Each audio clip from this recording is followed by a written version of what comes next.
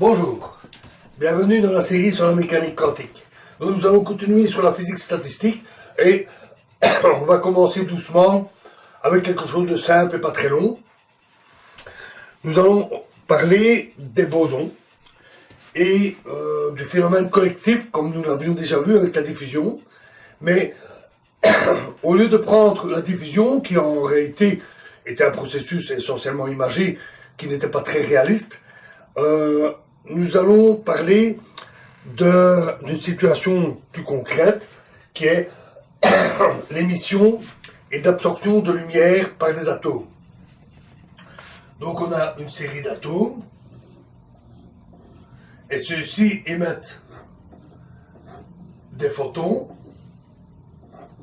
On va noter 1, 2, 3, N photons qui peuvent ou non être dans le même état.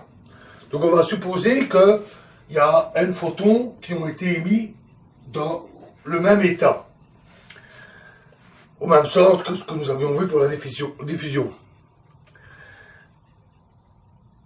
On constate alors qu'il y a une amplification, c'est comme pour la diffusion, le raisonnement est exactement le même, une amplification de la probabilité d'émission par rapport à l'émission spontanée. Alors l'émission spontanée, c'est le cas où on a un atome seul, pas de photons, et puis l'atome est dans un état excité, et puis spontanément, l'état de l'atome retombe dans son état de base, et il émet un photon.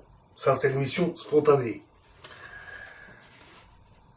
La probabilité, quand il y a déjà n photons, sera multipliée par n plus 1. Ça, c'est quelque chose que nous avons vu avec la diffusion, c'est le même principe. Généralement, on préfère raisonner avec les amplitudes. Donc, on dit que l'amplitude est multipliée par racine carrée de n plus 1. Alors, on va dire que l'émission spontanée, donc une émission d'un atome quand il n'y a pas encore de photons, l'émission d'un atome excité, est donnée par l'amplitude A. Simplement la noter A.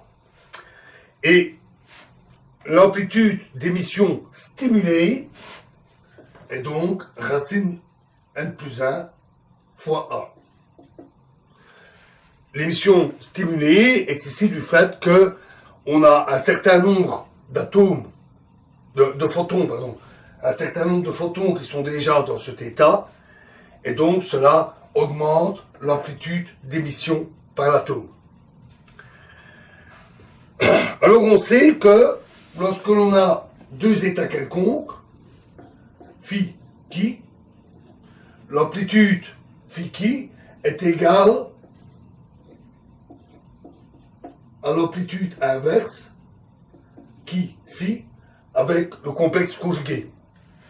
Donc s'il s'agit d'un processus, l'amplitude du processus est identique au processus inverse en prenant le complexe conjugué. Donc, si on a n photons,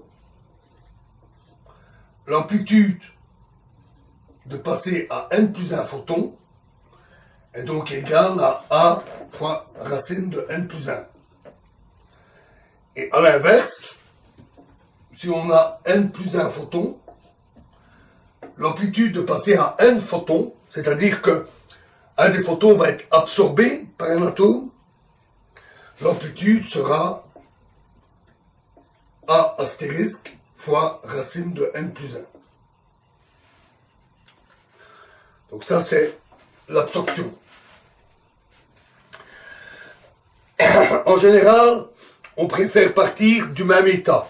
Donc on considère qu'on a un état avec n photons, et donc l'amplitude de passer à n moins 1 photon,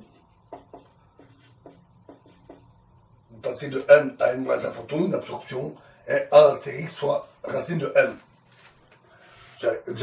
C'est dire exactement la même chose, bien sûr. Et passer de n à n plus 1, n moins 1 a l'air ainsi non symétrique, mais on voit la symétrie ici.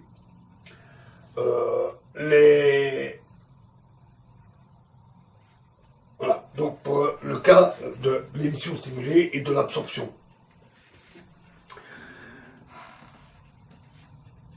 Alors, considérons que l'on a une boîte tapissée de miroirs absolument parfaits et dans lesquels il y a N photons qui font des allers-retours dans la boîte et donc qui baignent la boîte et tous ces photons sont dans le même état quantique. Et on considère là-dedans un atome qui peut émettre ou absorber les photons. Alors, la probabilité d'émission spontanée de l'atome, donc la probabilité que l'atome émette un photon spontanément en une unité de temps, donc par seconde par exemple, sera A carré.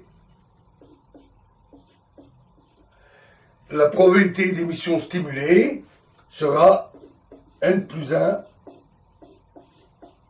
A carré.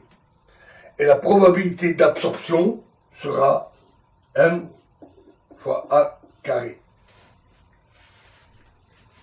Alors, c'est Einstein qui a analysé ça. Il est le premier à avoir compris que l'émission des photons avait deux contributions. L'émission spontanée, l'atome est excité, à un moment donné, il retombe dans son état de base en émettant un photon. Et cette émission stimulée qui est due à la présence de photons dans la cavité, déjà dans le même état. C'est lui aussi qui a constaté que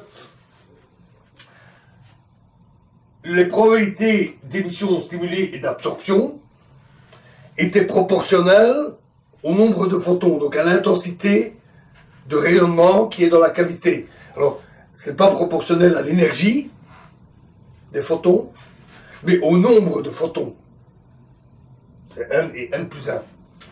Et de plus, les trois probabilités sont toutes proportionnelles au même coefficient A carré qu'on retrouve dans les trois. Donc ça, c'est Einstein qui a découvert ça. Et c'est une conséquence directe du fait que les photons sont des bosons. Voilà, petite introduction assez simple, intéressante. Dans la prochaine vidéo, nous allons plutôt passer maintenant aux fermions. Nous allons revenir sur le principe d'exclusion, ce qui nous permettra de commencer à comprendre la structure des atomes. Je vous remercie.